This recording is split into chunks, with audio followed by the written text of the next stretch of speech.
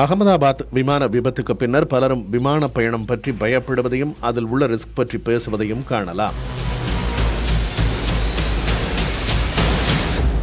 ஆனால் விமான பயணத்தில் 10 லட்சத்தில் ஒருவர் மரணித்தால் அதே ஆபத்து சாலையில் பயணிக்கையில் 100க்கு 1 என்ற விகிதத்தில் உள்ளது. இது போகிற போக்கில் சொல்லும் கருத்து அல்ல. புள்ளி விவரங்களின் அடிப்படையில் பார்த்தால் இந்தியாவில் ஒவ்வொரு ஆண்டும் சராசரியாக 1,60,000க்கும் அதிகமான மரணங்கள் சாலை விபத்துகளால் நிகழ்கின்றன.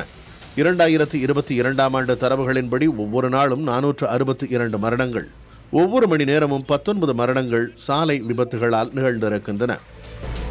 இந்த தரவுகளை எல்லாம் வைத்து பார்த்தால் சாலையில் பயணிப்பதை விட விமானத்தில் பயணிப்பது பல மடங்கு பாதுகாப்பானது என தோன்றுகிறதல்லவா?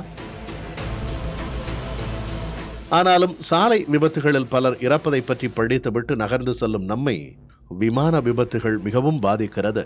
காரணம் ட்ரெட் ரிஸ்க் எனப்படும் பெரும் விபத்துகள் பற்றிய பயம்.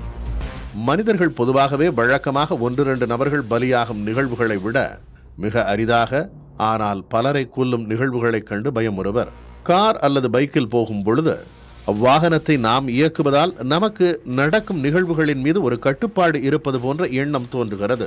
விமானமோ சிக்கலான தொழில்நுட்பங்களை கொண்டதாலும் நமக்கு சற்றும் பரிச்சயமில்லாத வானில் செல்வதாலும் ஒருவித பயம் தொற்றிக்கொள்கிறது.